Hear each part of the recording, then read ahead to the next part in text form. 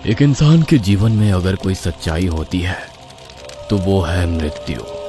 हिंदू रीति रिवाजों के अनुसार व्यक्ति की मृत्यु के बाद उसके पार्थिव शरीर का अंतिम संस्कार करके उसे पंच तत्वों में विलीन कर दिया जाता है ताकि उस आत्मा को मोक्ष मिल सके और वो आत्मा इस दुनिया में भटकती ना रहे। लेकिन फिर भी कुछ आत्माएं ऐसी होती हैं जो पंच तत्वों में विलीन होने के बाद भी मुक्त नहीं होती। इस दुनिया में सबकी मृत्यु का एक निर्धारित समय है। मृत्यु के बाद वही मोक्ष को प्राप्त कर सकता है जिसकी मृत्यु ईश्वर द्वारा निर्धारित की गई समयावधि में हो। परंतु यदि कोई सांसारिक दुखों से पीड़ित व्यक्ति उस अवधि के पूर्ण होने से पूर्व ही इस संसार को छोड़कर अपनी स्वेच्छा से चला जाए या किसी की अकाल मृत्यु हो जाए तो वो सहज ही मुक्त नहीं हो पाता, बल्कि उसकी आत्मा जन्मों जन्मांतर तक इसी लोक में भटकती रहती है। टीना अपनी मास्टर्स की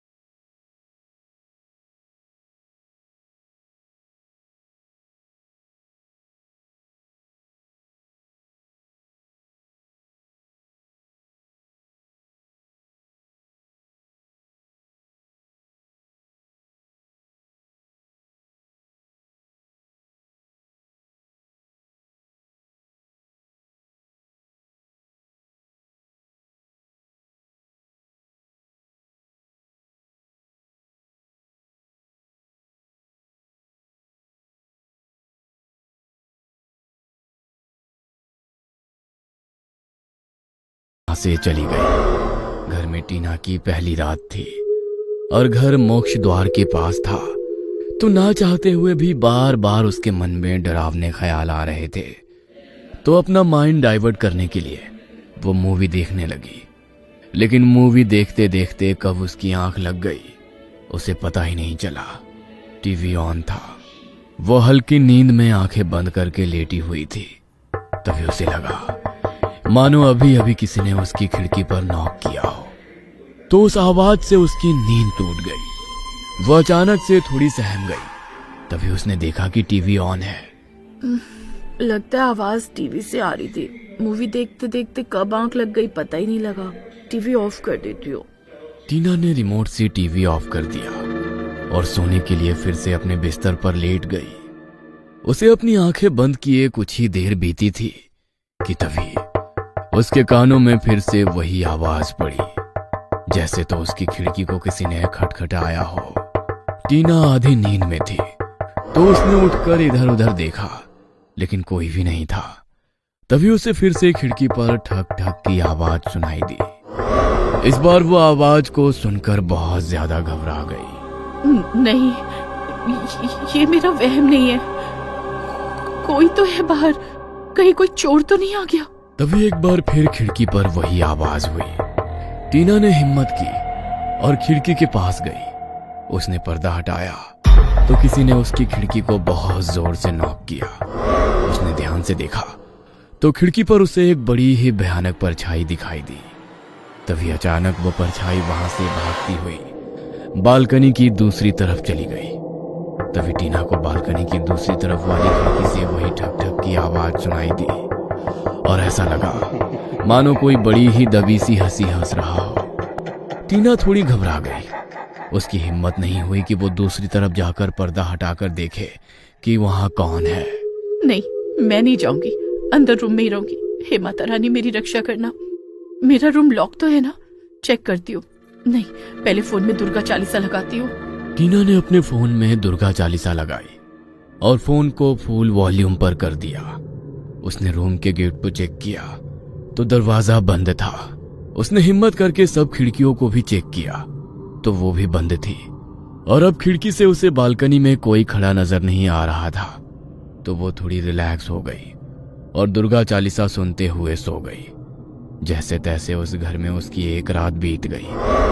घर में उसके अगले दिन कुछ शांति से बीते, लेकिन कुछ दिन बाद फिर से खिड़की पर वो। दोस्तों, किसी इंसान के साथ क्या होगा अगर वो आधी रात को पीपल पेड़ के नीचे जोर जोर से हनुमान चालीसा पढ़ने लगे तो? वेल, ये तो मुझे नहीं पता, लेकिन अगर आप हनुमान जी के सच्चे भक्त हो तो हनुमान जी का ये कारनामा सुने बिना कहीं मत जाना। कहते हैं कि ये घटना राजस्थान में रहने वाले हनुमान जी के एक सच्चे भक्त की है, जिन्हें नौकरी के चक्कर में सऊदी अरब जाना पड़ा था। वैसे तो वहाँ पर वो एक कंपनी की तरफ से गए थे, लेकिन बेसिकली उन्हें खाने पर केवल और केवल मांस मछली ही दिया जाता था और भला भूख में इंसान करे तो करे क्या, इसलिए उन्हें वही सब खाना पड़ता था। और इसी के चलते वो हनुमान जी की भक्ति से धीरे धीरे करके दूर चले जा रहे थे। लेकिन रात को जब भी वो अपने रूम जाते सोने के लिए तो उन्हें हर वक्त ऐसा फील होता कि उनके अलावा उस रूम में कोई और भी मौजूद है, क्योंकि कभी भी उनके रूम का दरवाजा अपने आप ही बंद हो जाता था तो कभी भी उस रूम की सभी लाइटें बंद चालू होने लगते थे। यहाँ तक कि एक दिन तो उन्हें ऐसा लगा कि कोई उन्हें जबरदस्ती उठाने की कोशिश कर रहा है। और आसपास में जब उन्होंने बहुत ज्यादा पूछताछ की तो उन्हें पता चला कि जिस फ्लैट में वो रह रहे हैं वो एक भूतिया फ्लैट है। लेकिन उन्हें उन सब की बातों पर जरा सा भी बिलीव नहीं हुआ, इसलिए वो एक रात को आराम से अपने बेड पर सो रहे थे। लेकिन तभी आधी रात को अचानक से उनकी आंख खुली तो उन्होंने देखा कि उनके ठीक सामने लगभग 10 आत्माएं खड़ी है और वे सब के सब उनसे कह रही थी कि किसी भी हाल में हम तुम्हें अपने साथ लेकर जाएंगे। जिसे देखकर वो बहुत ज्यादा डर जाते हैं और जोर जोर से हनुमान चालीसा पढ़ने लगते हैं। थोड़ी ही देर में उन्होंने देखा कि सारी की सारी आत्माएं चिल्ला और रो रही थी, जैसे कि किसी ने उन्हें जोर से जकड़ लिया हो और वो लोग चेतावनी दे रहे थे कि तुम हनुमान चालीसा मत पढ़ो। उन्होंने देखा कि वो सभी की सभी आत्माएं धीरे धीरे करके गायब हो रही थी और उनसे थोड़ी ही दूर में एक तेज रोशनी चमक रही थी, जहाँ पर से उन्हें साक्षात हनुमान जी के दर्शन हुए और फिर वो भी गायब हो गए। उस इंसान को एहसास हो गया कि ये कोई और नहीं बल्कि हनुमान जी के ही संकेत थे, इसलिए उसने दोबारा से हनुमान जी की भक्ति शुरू कर दी और उस नौकरी को छोड़कर वो वापस से भारत आ गए और हनुमान जी के लिए एक मंदिर भी बनवाया और आज वो इंसान उस मंदिर के पुजारी है। तो ये है हनुमान जी की शक्ति। तो एक बार कमेंट्स में हो जाए जय जय श्री राम।